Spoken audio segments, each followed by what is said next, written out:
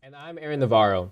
Illinois has a new governor as J.B. Pritzker takes the top spot in the state.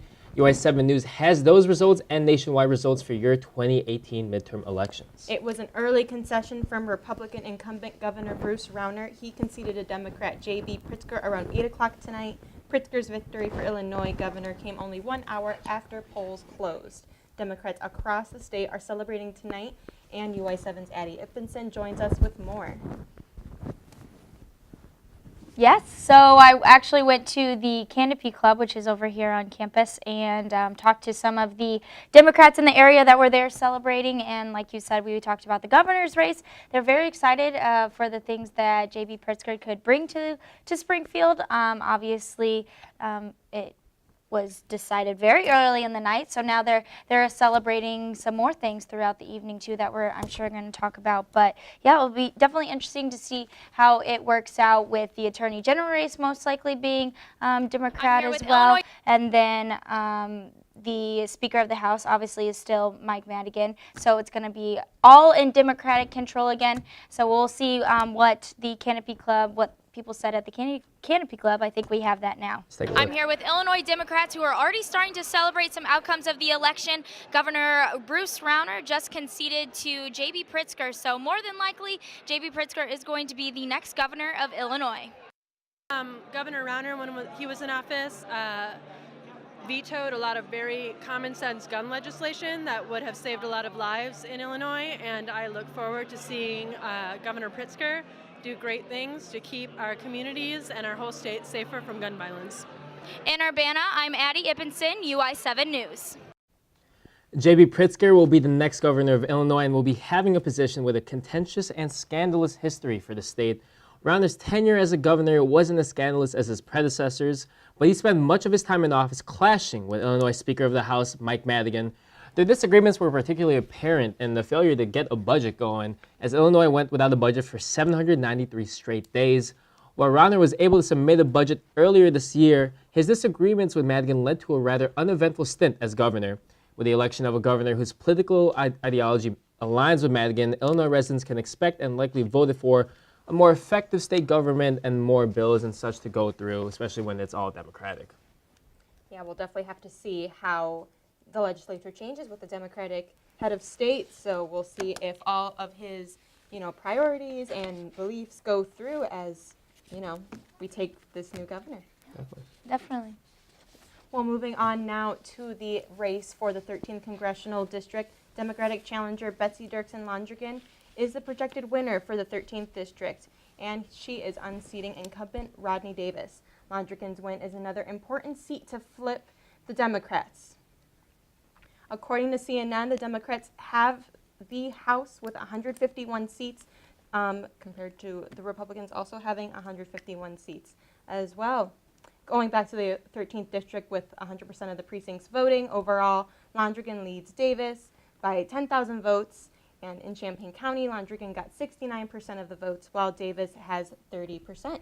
So all big news here. The Democrats taking the House and Londrigan beating Rodney Davis, so all big stuff. Yeah, definitely. And we were looking at the map of Illinois as a whole, and if Londrigan definitely does take the 13th district, it's going to be the most blue district in the southern portion of Illinois. You only see that blue up in the Chicagoland area, so it'll definitely be interesting to see how this shakes up Illinois as a whole, but then obviously the country as well, as she maybe heads to D.C. after this. So. Yeah, it's definitely interesting to note that she took a red district and made it blue, and we're the only blue district for a while in the Midwest. So it's very interesting to note that this mostly suburban and rural community, compared to just Champaign's urban community, has turned blue. Right. Yeah. Definitely. Well, taking a look at results from across the country, the U.S. House of Representatives is now projected to be controlled by the Democrats. So this is a flip from the Republicans. While many races are still yet to be called, Democrats will likely have control over 218 seats. However, the U.S. Senate is now fully red. That's right. Andrea, NBC News is reporting that the Republican Party will maintain control of the Senate tonight. Democrats only really needed to flip 2 seats to get control of the whole House or the whole Senate, but it looks like the GOP has done enough on the defense to maintain their control. But speaking of the Senate and the House, there were a lot of firsts tonight, right, Andrea? Yes, there were definitely a ton of firsts tonight regarding the House and the Senate, and I have those right here. So Alexandria Ocasio-Cortez from one of New York's congressional districts. She will be the youngest woman ever elected to Congress. Also, in Colorado, they have their first openly gay governor, which is very exciting to note. Another first for Congress is the first Muslim women in Congress. Rashida Tlaib and Ilhan Omar are the first women to diversify Congress. So Definitely diversifying it, and we're kind of seeing that anyways with a lot of women on the ballot. So the races are kind of turning out like that. for sure. Definitely, definitely. In other races, Democrat Kwame Raoul will be Illinois' next Attorney General after beating University of Illinois alum Erica Harold, who's from Urbana, actually. Democrat Susana Mendoza has also won the race for comptroller. And I'm here with my political correspondent, Roger Blanco, our expert. What do you think of this? Break it down for us. I would say it's a huge win, I would say. And especially as we just found out with the campaign executive, Darlene Clopel just came out with a huge win against Gordy Hilton that many people did not expect to happen. Some people would say is an upset, you would kind of say. And it's interesting that Gordy actually had the clerk job and dropped out in order to get this job, to run for the Champaign exec. So this is it's an odd situation for him because he's left out, to dry, I would say. So it's interesting to say that. So Darlene Clopel is our Champaign's first county executive. Yeah, brand new position and all that. Again, Democrat Susana Mendoza has won the race for comptroller. Mendoza's opponent, Darlene Singer, conceded earlier tonight. And in the race for Secretary of State, incumbent Democrat Jesse White got 68% of the Champaign vote with 83% reporting, though we do have 100% now, and Jesse White actually got 68%. So that's your updated numbers right there. And in our final race at the state level, Democrat Michael Friericks had defeated Jim Dodge for the state treasurer. Friericks is ahead with 67% of the vote to Dodge's 30%, with 83% of the precincts reporting, though with 100% now as we're getting in, Friericks has 67% compared to Dodge's 29%. So it's looking like the state's turning blue so far, at least in Champaign County. Yeah, I think that's huge because we kind of touched on it earlier, how usually down south it's usually low red and it's blue and up in Chicago area. So it's kind of nice to see a different change, a different perspective that people are getting around this area. It'll definitely be interesting to see how it just affects the shape of Illinois as a whole. It's obviously been a very interesting night for sure, as all of this is coming together. Speaking of Chicagoland area, Sean Casten won the 6th district of Illinois. He got the late push from the sponsorships from Obama, and he defeated GOP incumbent Peter Roscom. As far as Lauren Underwood, she is up by 3%, so that vote is still a little, up in the air. There's still a toss-up there. Yeah, definitely. We do have some updated numbers for you tonight on the House of Representatives. So according to CNN, 155 seats have been secured for the Democrats, leaving them to keep the House as opposed to the 153 seats on the Republican side. 40 seats in the Senate are for the Democrats after tonight's midterm elections, which polls are still closing in the West, and there are 50 seats that the Republicans have secured in the Senate. So we've got all this up-to-date stuff coming in still tonight. Yeah. And it was kind of crazy because all 435 seats were open in the House. Open in the sense you still had your ones that were concretely red, concretely blue, but it's still a lot of seats to be voted for.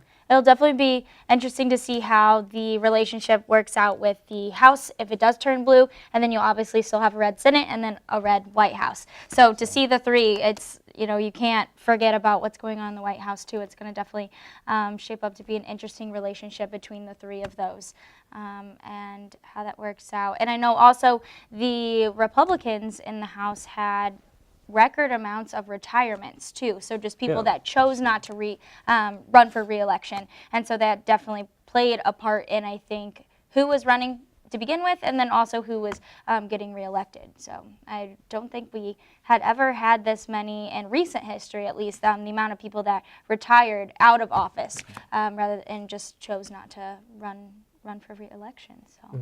And speaking of the White House that you touched on earlier, it appears that President Trump will not be making any statements tonight following these midterm elections. So that is new information from CNN. So we are just waiting to see if the president will make a comment on the Senate being held by the Republicans and also by the House being now blue. So I know that the press secretary, Sarah Sanders, was speaking earlier.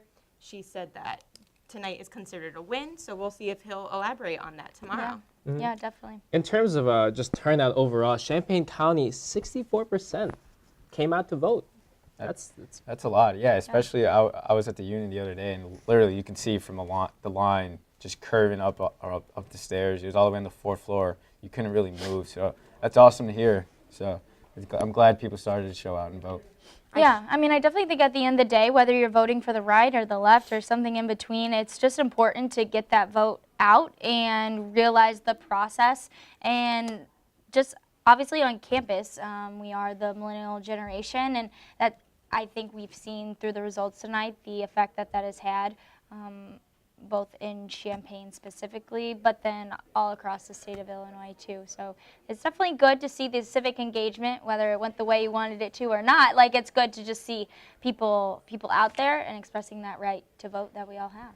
I definitely heard a lot from other students on campus saying that they had friends that were voting that never considered voting until that social media push that has been so huge on all platforms. I know every time I open up Facebook or Twitter, Instagram, Snapchat, there's always something right at the top of the page that says today's election day or go early vote. So it's just super interesting to see this major push by, almost every facet of our lives getting millennials to go vote. And Illinois, it's so easy to vote early, and then also just the vote the day of. Illinois has same-day voter registration, and it really seems like a lot of people did that today. I know I had a couple friends wake up before their class at 9:30 and went in and they voted and they were out in 5 minutes. And so that's pretty cool to see that you could do that so easy on a campus. And then I'm sure that's how it was all across Illinois too. And just the recap for today, Pritzker won. So J.B. Pritzker turns the governor's mansion to blue. Kwame Raoul won. And county executive, isn't that right, Roger? Is also blue. Darlene Copel. Sorry. Copel, yeah, definitely. House is blue, Senate is red. I do want to say, in 2016, the total turnout in Champaign County for the presidential election, which is a very big, notable election, had around 69% of turnout. So to compare that with the midterms, which historically are not even close to the presidential elections, 64, only 5%, that's pretty close. That's pretty awesome. I think it just goes to show how much, like we've been talking about this all night, just the push to go vote, I think was bigger than I've ever remembered it being, definitely this year. And obviously something worked, something clicked in people that this is definitely something they felt like they should do this 2018 year. People saw it as their civic duty and saw it as really important to either support the current administration or go against the current administration. So both sides were really encouraged to stand by what they believe in and actually, make their voices heard.